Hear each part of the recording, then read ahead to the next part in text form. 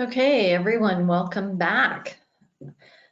Thank you for joining us thus far, and we're going to just jump right into our second panel group at this point. So I'd like to just quickly introduce our panelists. So we have Elizabeth Korvorst, who's, I'll say officially a change manager, but she's a communication specialist who's done a lot of organizational redesign for a large Canadian financial institute, total rebranding of a Canadian city, and a whole pile of government initiatives to address health and gender challenges in Africa, and post-tsunami community projects in Sri Lanka. So that could be interesting to hear what Elizabeth has to say. We're also going to be joined by Janice Petley, who is an event manager. So again, a little bit different group of types of projects that she has been involved in and running. And so it'll be interesting to, again, see some of her different perspective when you're going in a somewhat different direction. And, you know, I'm looking at some of these things and thinking potentially she might have some people that she's dealing with that are quite challenging. And then we've got Daria Duma, who's a basically, I believe she's an engineer, if I recall correctly, Daria, and she has spent most of her career doing elevator construction for the Hibernia project, Ontario Hydro, the Neutrino Observatory in Sudbury, Ontario. I know she's worked extensively with the Canadian Standards Association developing PM standards, as well as with the international ISO. And she currently teaches project management at Queen's University, Master of Engineering program, and has been teaching at ProCEP, oh, here it says for 22 years. I know for as long as I have known Daria, which is a very long time. And our fourth panelist here is going to be Anne Maloncik. And Anne's mostly worked in healthcare and pharmaceutical for Bayer, Apotex, Ontario Ministry of Health Long-Term Care, a bunch of other places that you can see. She specializes in PMOs and running large, complex, multidisciplinary projects. So we have quite a diverse group of speakers with us on this time, or this go round. And so I'm just going to jump in right away. And I am going to ask Elizabeth to kick it off and give us some insights and tips on her perspective around project management from a little bit of a change perspective, which is, as we said, they're all tied together, but I think there's a little bit of a focus there. Elizabeth. Thanks, Linda. Well, thank you. I am so pleased to be joining you from the traditional territory of the Semiahmoo First Nation and Coast Salish peoples here on the beautiful West Coast. And I'm really so pleased to be contributing to this dynamic day and talk a little bit about my unique path. As we've heard from most of the speakers, project management's evolved, and more than ever, you know, people skills and change skills are in demand. As everybody's thinking about their career choices, becoming a project manager is a great one, and success can be achieved through many avenues of specialty skills. And I think our panelists, we're going to talk about different specialties. Maybe my unorthodox avenue into project management will strike a chord with some of you. Most of my career, although, you know, you heard a little bit of some of the things, but most of my career has been spent focusing within the creative industries and local government, managing theater productions and theater facilities, art galleries and public art projects and cultural events, and managing public and corporate communications. So 20 years ago, I was managing these types of arts and culture communication projects for a city. And an IT manager, who I later found out was a newly minted PMP himself, said to me, "You're a PM." And I answered him by saying, "What's a PM?" So it's like, I laugh now, but I think at that time there were fewer than 100,000 certified PMPs globally. And of course, there's almost that many now just in Canada alone. So my IT friend, he was right. I was a PM because I was managing projects, but I didn't know what I didn't know about project management models and working smarter. I just thought I was, super organized, an excellent delegator who could see the forest for the trees, and I was building success upon success with engaged teams. No false modesty here. I was building trust through my personal commitment, and I was engaged by my personal interest and belief in the work. So I did go on and get my PMP, and more interesting to me has been getting my CMP, the Change Management Professional. I've also moved into coaching and facilitating change. Like many on the panel, it continues to be all about people for me, or soft skills, right? They're sometimes called that. And it's really cool to see how the profession of project management has caught up to value a predominantly soft and creative skill set, and how these qualities can actually put you ahead when tackling a tough project. And Donna talked a lot about that. It's a great time to get into the industry if you're a people person. And of course, soft skills were always important. It was just not a natural outgrowth of the typical project management culture when I started. I remember going to evenings, put on by the local PMI chapter. And this was in the days when people would actually gather in person for social networking. And I do hope we get back to that soon. Back then, I was usually one of a small handful of women, like literally 5 would be a stretch. And always the odd girl out because of my background in arts projects and not construction or high tech. And I had a difficult time, actually, to be honest, not feeling like a fraud, right? And I think that somebody spoke about that earlier, that imposter syndrome. I mean, I was interested in the science of project management, but I was way more interested in the agile and innovative ways projects and change was done and how projects could impact lives and communities. I was always able to find some like-minded folks, and that is really important. Find your kindred spirits as you go through your career. People have talked about mentors and then also colleagues. I mean, those people that really get you are diamonds. And if they also understand the profession that you're in, it's brilliant. So, I mean, artful conversations happen all the time now. The profession is widely respected. It's not only technical, but also strategic. But imagination, imagining ahead is probably the most important skill I've used in both change management and project management. And it's still not as common as I'd like to see on project teams. It actually takes vulnerability to imagine together. Models that have helped me, the ones I've leaned on, because most of my projects are messy, systems thinking, brainstorming, results-based or outcomes-based project management, and action research. But building my imagination skills, my creative muscles have helped me find and communicate purpose in projects. Using metaphors, like I recommend practicing metaphors on projects, linking to strategy, and leveraging and seeing how to best employ people's strengths. These are all things that assist me in project success. But where's been really interesting in the last 10 years is the growth in change management, even a little under 10 years. It's growing exponentially. It's where project management was when I started in project management. Change management's there, but it is growing exponentially faster. So a lot of times project managers will talk about communications or training as change management, or even mixing up change control for change management. But it's so much more. It's culture, it's hearts and minds. It's about showing value and purpose for a project. All projects are about making change before they're done and anchored into the business as usual. Like first we have to go through change, and then we'll have a new way to do things, a service or a new product.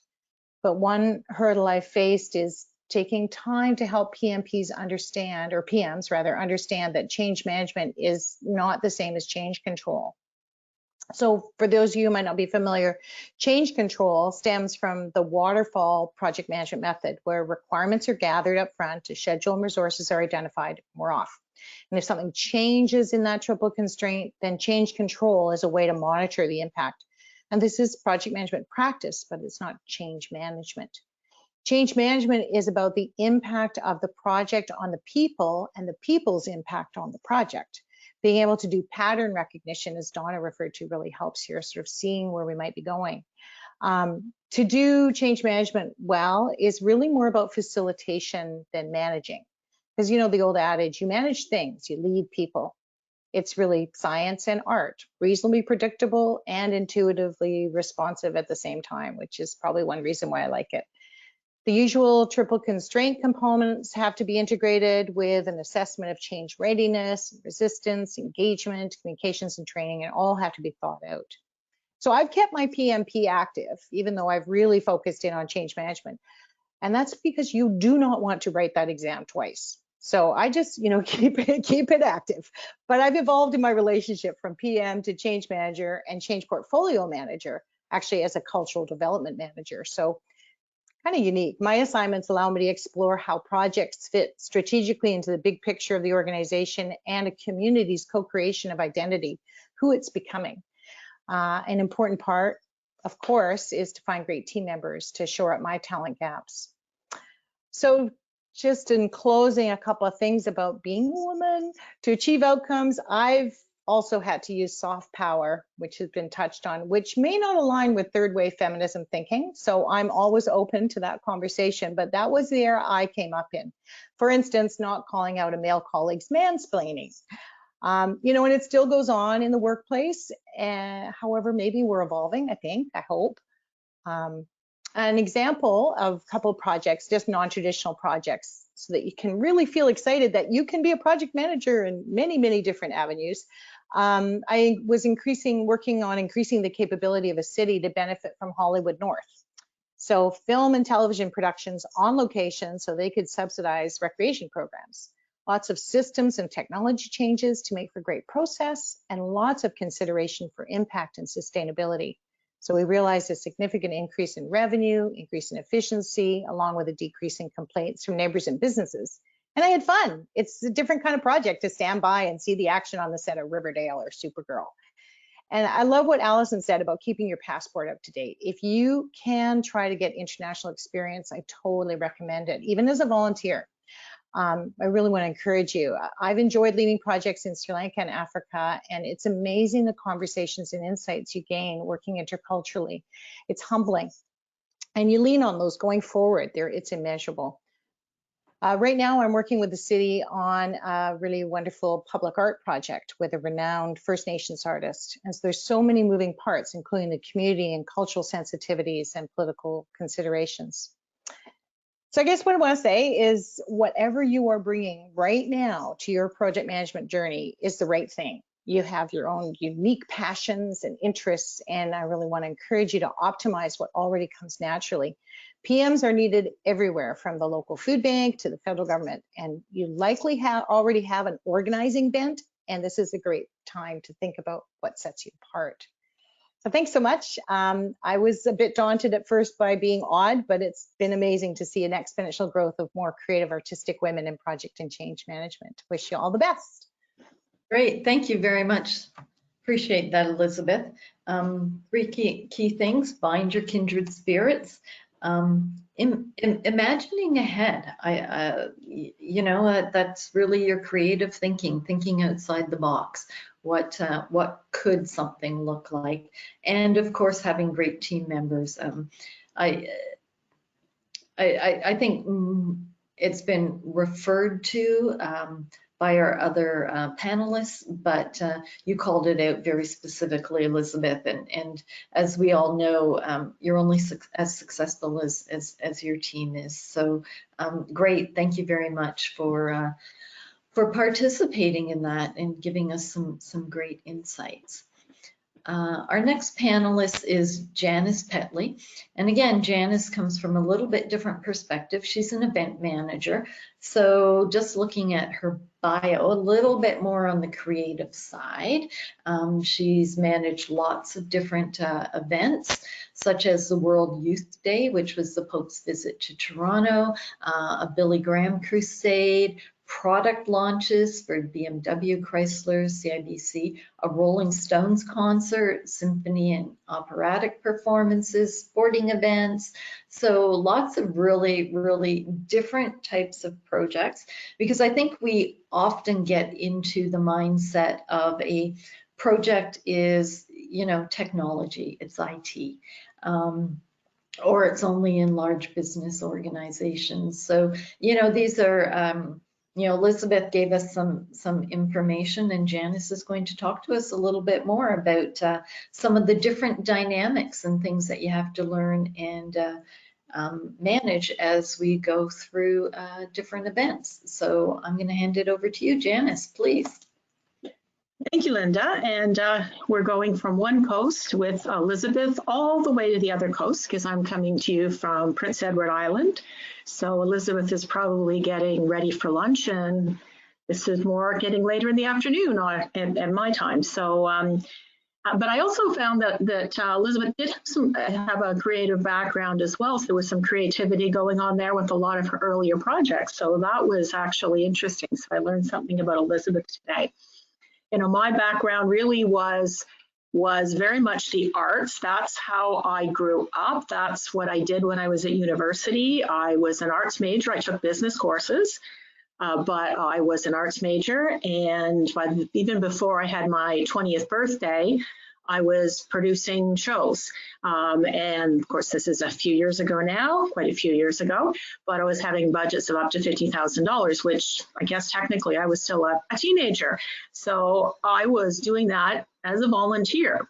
But that's how I got started. And then from there, I worked in theater professionally. From theater, I was able to then move into television and film and events, and probably where I spent my happiest times and my most interesting times were on productions that were in stadiums and arenas and with casts of 1,000 or more people, and being the glue, the link between the live event and the televised event. That's where I ended up spending a lot of my time, and I really felt that was really interesting, because you've almost got two completely different projects going on. You've got the live project, and then the televised is another project, but these two parts of they don't talk to each other. So I became the person to get them talking to each other and to make it actually work. Now, what I find sometimes is people say, well, I want your job. They get very specific. I want your job. I want to do what you did when you used to work for the Rolling Stones, when you toured with the Rolling Stones, because I did 2 or 3 different Rolling Stones tours. That's very specific. That's very specific. It's almost like saying the only job I want is with this company, only that company, and only as a project manager at this level. You're narrowing down your options. You need to be a little more broader about your goals. And because if you're too specific, you won't get there. You need to be a little broader and kind of target the general direction you want to go, because that way then you're going to be more open to the opportunities that come along. So start moving in the right direction. Everything you do does all come together to create the project manager that you will be. You know, there were things in my past where at the time I didn't think it related to anything, but then later it was that particular experience that then led to another experience. I was always involved in music growing up and playing in bands and doing musical theater. And after high school, I didn't perform anymore. I thought, okay, that part of my life's a closed chapter. But then I got an opportunity, because I could read music and read music really well, to work in opera productions with these really huge casts in stadiums and arenas. So off I went to Japan. And it was because I had that piece of background. And then when I was learning Spanish just out of interest initially, I didn't think it was going to go anywhere. That led to a job in Madrid. And then Madrid led to a job in Belgium, and Belgium to Munich, and on it went from there. So one thing leads to another. And even at the time, if you don't think that there's a direction or a flow, or that, why am I doing this? This doesn't go anywhere. Actually, it does. All your experiences come together. So just keep in mind that when something interesting is put in your pathway, it's there for a reason, and it will come together in the end. And you'll see later, oh, I'm really glad I did that, because that gave me this other opportunity. So try not to be too narrow in your focus and be open to the opportunities that come along. I think that's one of my first pieces of advice. Now, if you're a student and if you are, new to the business, I would say as much as possible, volunteer, get involved in things at school. That was one of the best things I ever did. And if you're past that sort of school part of your life, volunteer, get involved in some things that you feel passionate about. Not all volunteer opportunities work out. Sometimes they do, sometimes they don't. If they don't, move on. But you gain valuable experience, valuable people skills, you meet people. So do try to get yourself out there volunteering and not just figure that if I'm going to be a project manager, if someone's paying me, if they're not paying me, I'm not going to do it. Think about, the opportunities that are there, because you might get to do some really interesting things. Find an industry that you find interesting. And even if it's not the perfect job initially, give it a go, because once you get in, then you can always make another lateral move within that industry. So find something that's interesting.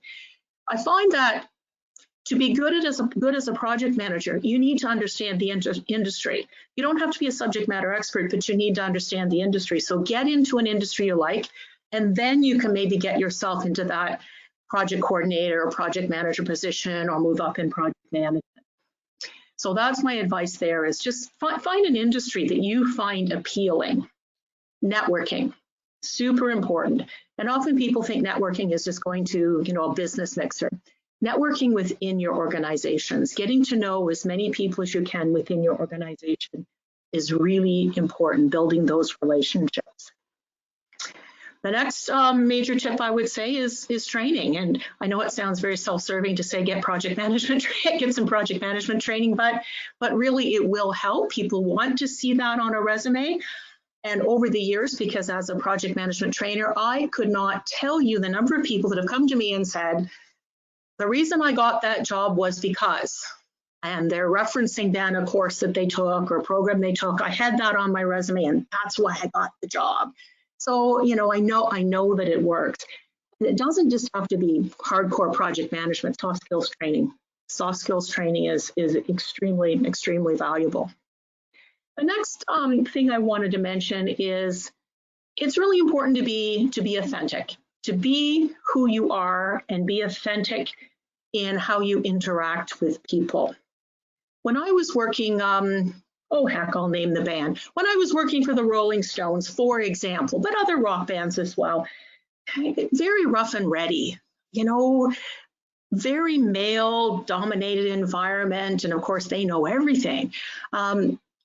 But the tendency was for the very, very few women who were in management positions, they went two ways. They went, I'm going to be really, really tough, or I'm going to be sort of silly and giggly and kind of get things done that way. And I went, I'm not either of those.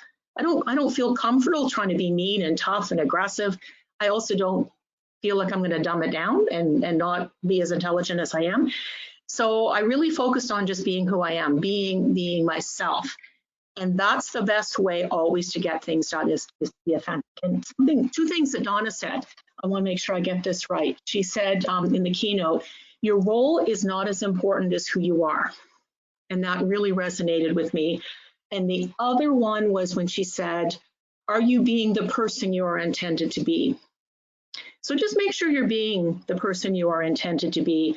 If you find yourself having to play a role, having to put on an act to get things done that's just not you, it's not the right fit, well, move on. There are other opportunities out there. And a couple times in my life that I did move on and it wasn't my failure at all. It wasn't my failure. It was actually my success to realize that in certain environments, if it is too difficult to get things done because of a corporate culture or lack thereof, or because the environment is expecting me to be extremely aggressive and overbearing in order for people to listen to me, then I don't really need that in my life. Life's too short to be a mean person, in a job. I didn't want to be mean, and I don't have to be mean to get the job done. So just be yourself, be authentic. The last kind of point I want to talk about And it's something we experience as project managers, which is having responsibility without authority. And that can be very difficult. And unfortunately, it's where a lot of people start. They're given the job of being the project manager. Oh, who are we going to give that to? Oh, give it to the new girl. Okay, great. You know, so that person has no authority whatsoever, and it becomes very challenging in a lot of ways to manage those projects. However, this is the best opportunity you can possibly have to hone your soft skills. You know, to learn about facilitation and conflict resolution and mediation and how to work through persuasion so you can get the job done. So great opportunities, really. So embrace that responsibility without authority if you're put in a position where you're not really given the full title of project manager. But if you are given the title project manager, you still may find that you don't have the full authority you would like. But my suggestion there is just be it. Be in the moment, be the project coordinator, be the project manager. You don't have to feel defeated because you don't have the actual authority, because you can get it done through your your soft skills. And I guess it was just today that Judge Ketanji Brown Jackson was confirmed. KBJ is she's probably going to be called, and she asked some interesting questions during the confirmation hearings. And one of them was, if you were to have a role model, like what kind of role model would you have? Who would be your role model? Who would you model yourself after if you get, you know, put on the Supreme Court, you know, in order for you to be a judge? And her response was classic. She says, I don't actually have to have a role model because I am a judge. So that's my suggestion to project managers who find themselves in a situation where they don't have a lot of authority, but they have the responsibility. You are a project manager. Own it, wear it, do it, just get the job done. It's great. Thank you, Janice. That was some really, really great tips here. The one I liked most particularly was about your goals. You need to have goals, and often we're taught that we need to be very, very specific in our goals. But Janice suggested that, you know, we be a little more general in our goals and our objectives so that we're open to more opportunities and more things will come at us. And she also highlighted networking, which is critical, both within and outside the organization, as she said.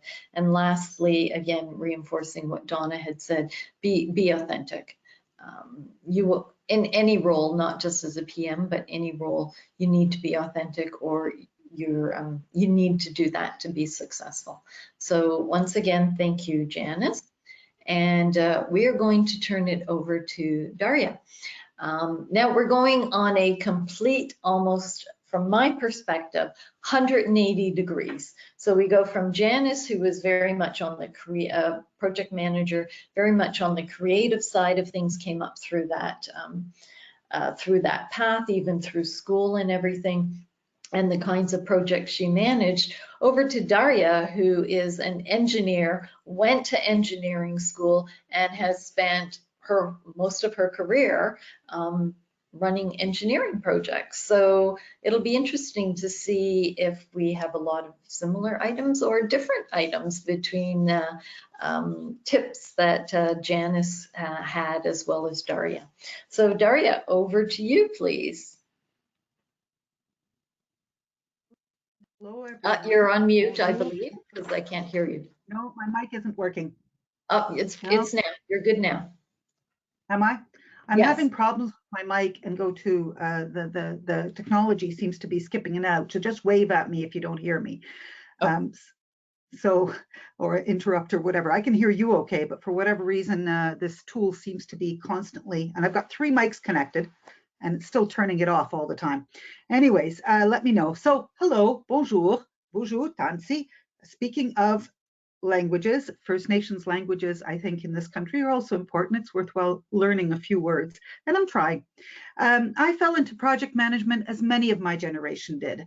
As an engineer, I'm a systems thinker, to use Donna's words, so that became a neat fit with project management. When I went to school, you were trained either as a manufacturing engineer or, well, I went for a mechanical engineering degree, or a design engineer. And I realized none of those were a fit. So I kind of kept navigating my way through and finally ended up in project management. Where did it all start? I'm going to try not to repeat everything that everybody else said, because I agree with everything. Soft skills are important, but let's not forget process. And both of those have to combine to do a good job as a project manager. But having said that, let me tell you a little bit about my story and some of my key lessons learned over a rather lengthy career. And I won't say how many years, because that will make me sound extremely old, and I don't need to hear it. I was hired by an elevator contractor as a project engineer. There was no job description. I actually asked him, what am I supposed to be doing? He says, I don't know, said my boss. He said, figure it out. Our jobs aren't making a profit. So my learning journey began. Lesson 1, never stop asking questions, listening, and gathering lessons learned. My boss at the elevator company connected me to people to figure out this puzzle. Making a long story short, I talked to a lot of people and used my engineering training that is a lot about analysis and process. I was surrounded by men. I was often the only female in the room, in the construction contracting world especially. I learned very early that many men of my generation see me not necessarily as an equal, but either as a sister, potential girlfriend or wife, or as a daughter. Now, those men who saw me as a daughter, I saw as gold. They were the best sources for good information. They often wanted to kind of take me under their wing and kind of demonstrate how open-minded they were by showing me things. And so I learned very early, ask a lot of questions, get these folks to talk, because you'll learn an awful lot. And so that's was one of my key takeaways of learning from people who have done it before, gathering those lessons learned like nuggets, and never stop asking the questions. Lesson number 2, know what you know and be confident in your knowledge. The construction and engineering world can get rather aggressive at times. There is a lot of stress and pressure to meet scope, time, cost, and schedule. This pressure exhibits itself in rather challenging attitudes. I remember many an occasion where I was challenged by a construction manager, and being firm in my knowledge of the contract helped in the stare down, as I called it.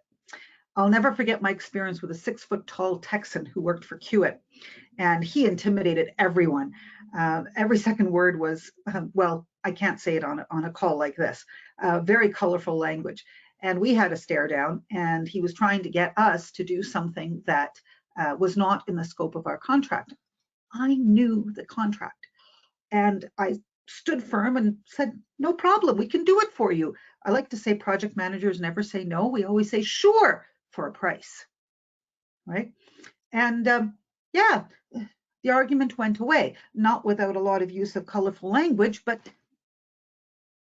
you just sit there and go, I'd love to help you, but here's the contract. So I knew what I knew. And by the way, then I went home and had a nice stiff drink. Lesson number 3, it's okay to cry. If I am angry and stressed, I have this nervous reaction. I get tears. I used to be embarrassed, and I actually didn't know how to handle it. And I was embarrassed by the fact that I couldn't control it. But then I saw a movie, and it was a rather stupid movie. It was with Meg Ryan. It wasn't a rom-com, I don't think. I only caught a segment of it. But the segment I caught really rang true. What she said, she was under bombardment or something, and there was, and when she was ordering her crew about, and they were escaping out of some dangerous situation, and she started crying. And it wasn't these heaving sobs, it's just these tears started pouring out of her eyes. And of course, one of the guys, one of her soldiers, challenged her on this, and she turned around and she said, it's just stress, you jerk. Okay, it was a different word than jerk, but you know, you get the idea, right? That's been my byline when I feel like that. I've recognized that it is okay to cry if that's your natural reaction. You don't have to break down. You just look a person straight in the eye and say, it's just stress. And you can follow it up with some colorful language if it helps. Lesson number 4, never stop learning. I worked for about 10 years as a project manager before I took my first course, and actually it was from PROCEP, the University of Toronto. And you talk about getting a job from training. Well, it was because I was in that course that they asked me to come and work for them. So it's kind of neat. But what was exciting to me is that a lot of this stuff in the project management field kind of supported where I intuitively fell as a project manager. I kind of figured it's common sense stuff, some of this. And managing people and managing process and making those two meet in a good way. I started doing that when I was 12 years old and organizing neighborhood hikes in a local forest. And it was amazing to me to see this course that kind of lined up with some of the tools and techniques that I'd picked up along the way. Today, I'm back at school doing my Master's of Engineering, of all things. I'm in school with kids that are younger than my kids, but you know what? It's exciting, it's inspirational. We're talking about new technology, artificial intelligence, how software can help in construction projects. You know, it's stuff that I would never get from a conference. You get guest lecturers who will talk to students in a completely different fashion than if they're at a professional conference. So never stop learning. And what's interesting is, of course, I'm picking up on the culture of the COVID generation, these young kids who have had to go to school for the last 2 years behind computer screens, and how that generation will look at work a little differently than any generation before it. Lesson number 5, it is okay to absolutely detest anyone who tells you to lean in. Some of you may remember that silly book that came out a few years ago. If she had stood in front of you, I probably would have, I don't know, given her a mouthful. I remember that developing my career while working full-time, working at home. I have an ethnic family, so most of the heavy lifting family-wise, my husband works long hours, was done by me. And I had this part-time job at a local college teaching project management, and then eventually joining PROCEP, first part-time and then full-time, while still holding down a full-time job. So don't anybody tell me to lean in. That is just not my vernacular. So I think personally for women and for young men these days, it's only going to get tougher with the high cost of housing and childcare, and juggling all the life challenges that we have to juggle these days, with the frequency of sort of rather colossal events affecting our projects and our life. So to you, the young generation, when somebody tells you to lean in, I would just look at them and say, enough said. Do what you can do what's within your goals, set your boundaries, and make sure you do always what's important to you and important in your life. Any questions? Thank you. Bonjour, and I should say miigwech as well. Hope you heard all that. Yes, we heard all of it. That was great, Daria. I'm running a little timer back here, and you like literally right on 9 minutes, you bang done. Oh, well, there you go. Scheduling is my life. What can I say? That was great. Very well presented. You know, again, a couple of things resonated with me really, really well. The one that I thought really important is be confident in your knowledge. So often I have found, at least early in my career as a woman, when somebody would challenge me, I would often second guess what, even though I knew I was right, I would say, oh, no, let me go double check that, or let me confirm. So just saying, be confident in your knowledge. If you know it, you know it, and don't back down on it. I thought that was really great, as well as never stop asking questions. It ties in with the never stop learning.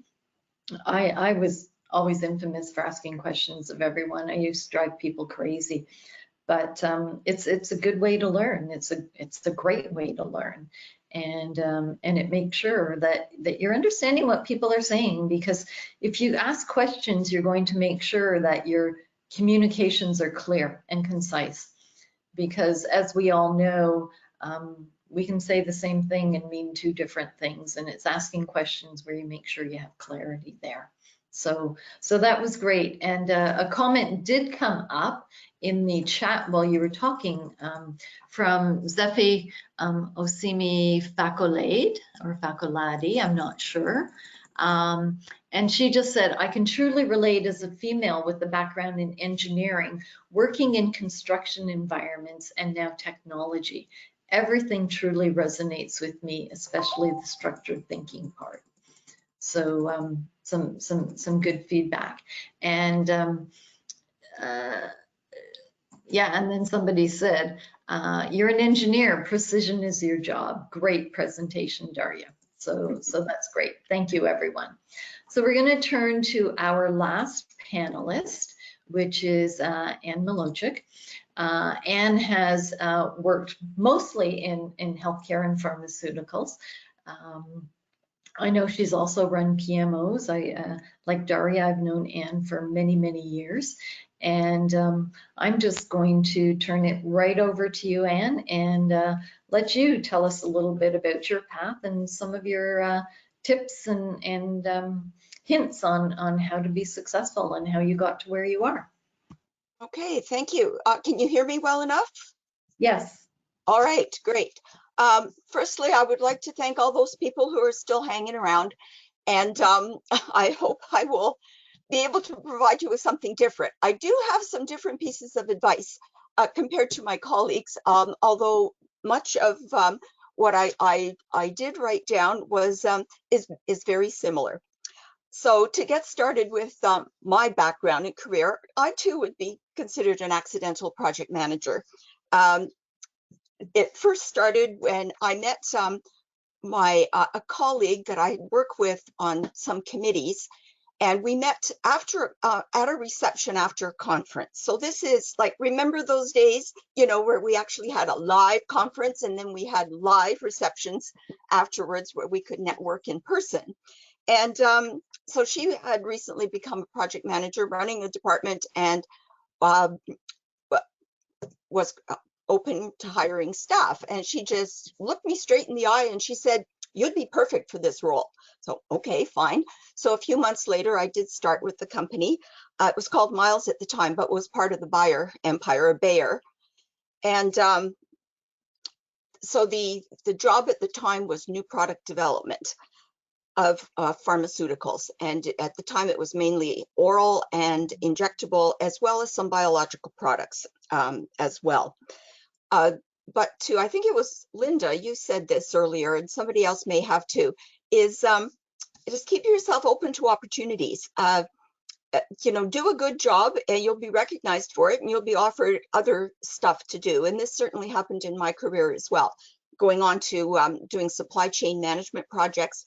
And even in one situation where we were doing some upgrades to a plant, they were all engineering projects. And so I was asked to be the overall program manager, and for 7 projects that were all being managed by engineers who had a particular expertise in whatever it might be, like HVACs or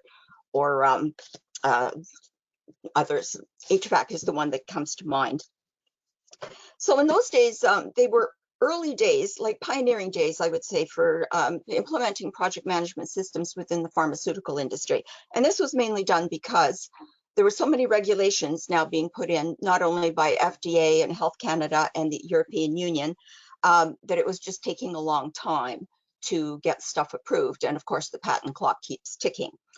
So they introduced project management systems, and at the time, Canada was one of the main countries within the Bayer empire to have a project management system.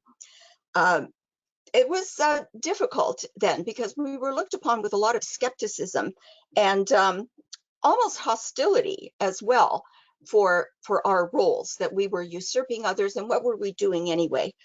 And I think this would make an excellent case study in how important senior management support is for any new initiative. So the atmosphere has certainly changed considerably, and even within, I'd say, 10 short years after that first experience, project managers are now sought after and essentially welcomed with open arms to be the problem solver, and not to Donna's description is, coming in to fix things. So moving on, then early in my career, I joined the Project Management Institute, the Southern Ontario chapter, as it was called at the time, and attending those dinner meetings, again, live dinner meetings. They were mostly about 30 to 40 people there, and I was the second woman in the group. So again, times have changed. And I recall it in those early days, I was learning as much from my table mates as I would be learning from the speakers at the time. And in those days, doing the PMP and studying for the PMP, it was mostly based on bricks and mortar construction engineering. So I had to get my head around all these documents and literature that they were providing and translate it into what Bayer had already established in terms of their templates and processes for new product development. So in terms of role models that I might have, was my first boss a role model? I wouldn't say so, not really. We just had such different styles that I wouldn't be emulating. At the time also, PMI Global had what they called special interest groups, or SIGs at the time, of women in project management. And again, I didn't identify with that group at all. And, I like the comment about the new judge that, she's essentially paving her own way in her career. So I'd say that this, applied to other areas of my career as well, but I really wasn't emulating other people. And my philosophy was always to do a good job, no matter what your gender. And looking back, I think some of this attitude was created by the fact that I went to an all-girls high school. So there was no issue about being intimidated speaking up in class because the boys might not like it. There was no question about leadership, like it was all women leadership. And even the nuns teaching us were leaders in their own rights. And so, in spite of what people might think about the kind of training you get that way, there was nothing about gender stereotyping and about, as a woman and a good Catholic girl, this is what you should be doing with the rest of your life. It wasn't like that at all, in my recollection. If it did happen, it didn't happen to me. But I might say, as I'm listening to everybody else, one person who does stand out for me, who's my current hero, is Hazel McCallion. And those of you who know about Mississauga, I live in Mississauga as well. So, for Jane, we should do lunch sometime. But Hazel, as you might know, was the longstanding mayor of Mississauga for about 30 years. And the last few years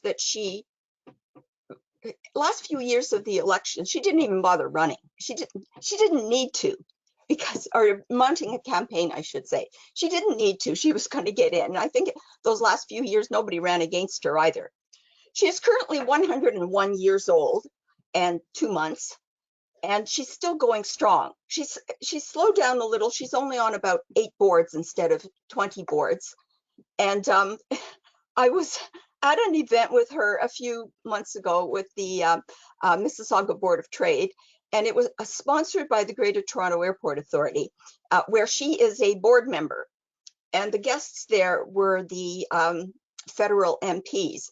And boy, was she giving them hell, so to speak, in terms of what they needed to do and how they needed to be better advocating for Mississauga.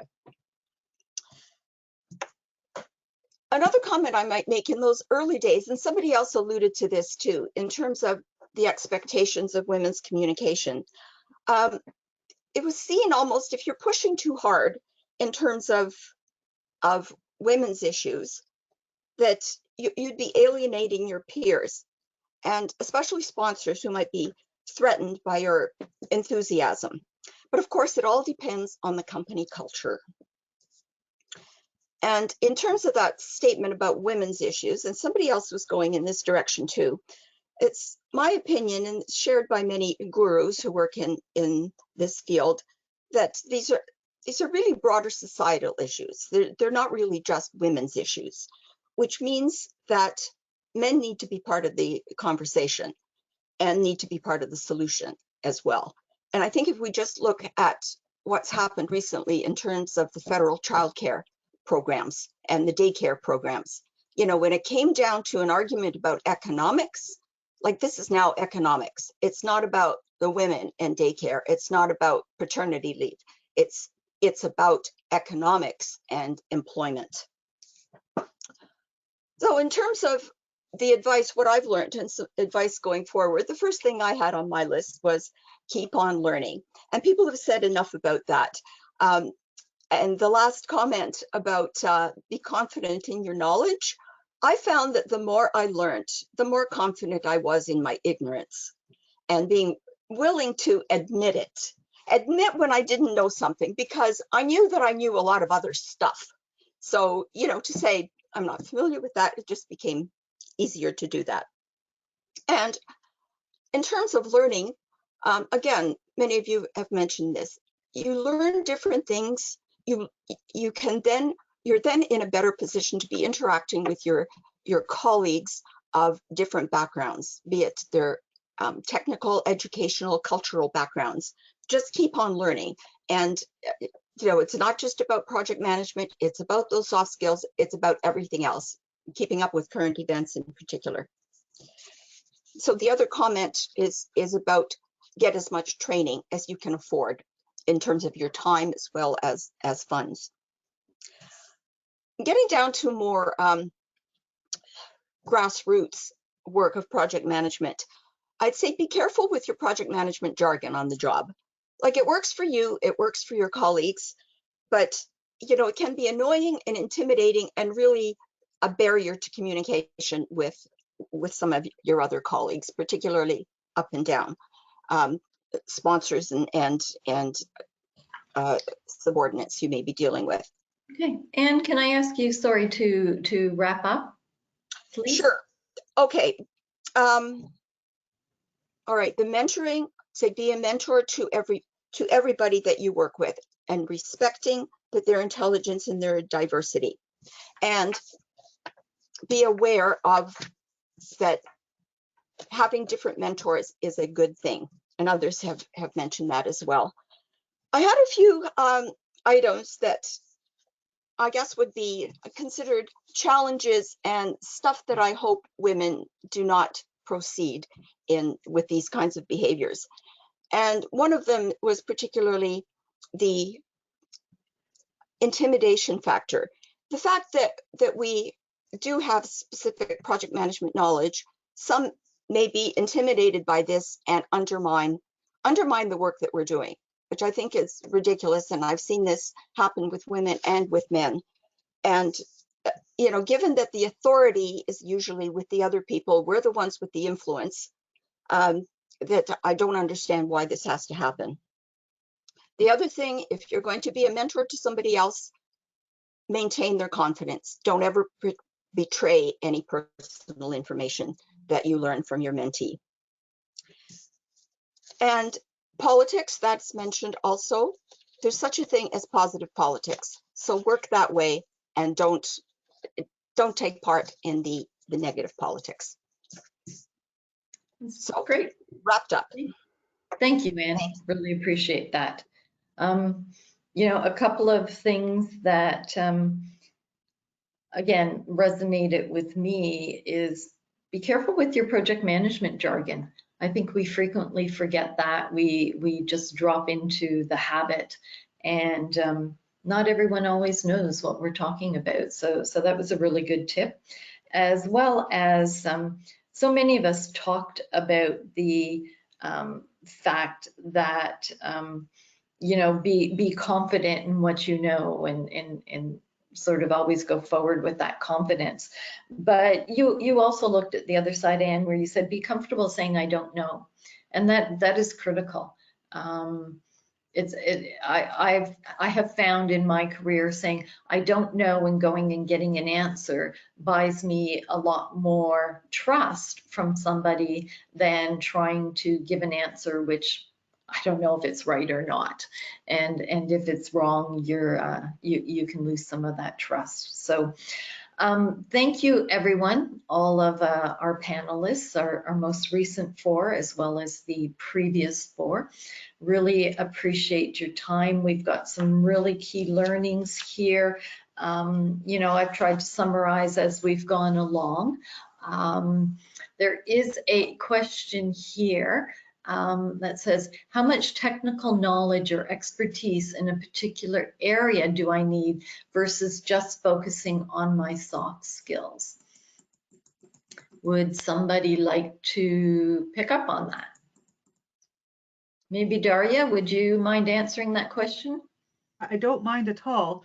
I will tell you about that interview with the elevator contractor because I had worked in the elevator business a little bit before that time. But when he hired me as a project engineer, I actually looked at him and said, you know, I don't really know much about how these things are put together, right? So am I really the right person? I didn't say that in the first interview. I said that in the second interview because I didn't want to completely blow it. But I was worried that they were going to give me design work and I wasn't really trained, especially in the particular style of elevator that they had. So he said, that's okay. We have people for that. Right? That's not what he needed me for. You do have to have some. So being conversant, the language, and as much as I said, be confident in your knowledge, yes, of course, ask a lot of questions, but learn the language. We talked about language earlier and we said, oh, international language. Yes, and I mentioned First Nations language and Indigenous languages that we have in Canada. But it's really important that every industry has their own language, their terminology. If you can get into that and understand that as quickly as possible, that will go a long way. So you don't have to be a technical expert. That's not what project management is all about. You have people for that. Your job is to bring them together and understand what they're trying to tell you. So you need some, but you don't need to be an expert. Thank you, Daria. Next question is, does a person have to be, quotes, hard to be a project manager, or is there still a role for compassion and kindness? Who would like to answer that one? Can I ask Janice or Elizabeth? Maybe Elizabeth? Sure. Oh, I'm sure we can all have a say in that. Sure unless you're a hard, naturally, and I'm not quite sure what hard means, but be yourself. I think Janice said it really well. The soft skills are really important, and you want to make sure that you're being yourself, and you don't need to be hard. You just need to be solid in your knowledge, to Daria's point. I'll leave it at that. Others might want to weigh in. Can I add to that? Like there's one speaker who has been very prominent, who does make the point that project managers have been too soft or too lenient, and that we need to be a little more firm. I don't know if this is what the hard means, but there's ways of being firm without being obnoxious. Right. Thank you. Here's a question for Janice specifically. You mentioned that for formal education, you started out with an arts degree. When in your career did you take other credentials or more formal training for project management? Meaning before having a project management role or after you had actually started running projects? Actually, it was after, because I started managing projects when I was 18 and 19 years old, and back then we didn't even call people project managers. I was called a producer or production manager. So there wasn't a body of knowledge at that point or courses that one would take. So I learned just by trial and error. And then when I saw one time, oh, look at this looks like this is what I do. I was looking for professional development and I saw some courses and went, that's what I do. I guess I'm a project manager. And so then I started taking some training, which was a bit of an eye opener because I could see some of the mistakes that I'd been making, but I could also see some of the things that I had been instinctively, fortunately, doing correct. But then from then on, I just continued to hone my skills. And I think that's how it is for a lot of people, is that they probably are managing projects, even though they don't have the title. They don't realize that's what they're doing. They don't think they have any project management experience, but they probably do, because so much of what we do is projects. And then once they realize that's what they're doing, then they go and they get their training. Thank you, Janice. And I think that's very accurate comment for, I'm going to say, those of us that have been around for quite some time and have become what we call accidental PMs. None of us started in a PM role. There weren't PM roles back then. Now they're very deliberate roles, project managers and training and courses, and you can go to university and get degrees and master degrees in project management. But me, like many of the other speakers, I just started inadvertently managing projects because I was good at organizing and getting people on board to do what needed to be done. And then I realized that I was actually running projects and went down that path. So just to, I'm just going to quickly summarize. So I think we've had a lot of accidental project managers that have spoken, but you know, for those of you who are newer and younger and starting your careers, you can make very deliberate choices now to become project managers. I think people, most said communication is really critical. Probably not something new to everyone, but it's something most of our panelists have talked about. Continuous learning is another thing that that was highlighted. Having mentors, and not just a single mentor throughout your career, but growing and having different mentors at different stages within your career. Within the role as a PM, being flexible and being able to move with the flow and go where you need to go to ensure that you get to where you need to get to. And ultimately being, I'm going to use, and I'm sorry, I think it was Rika who used this terminology, a knitter.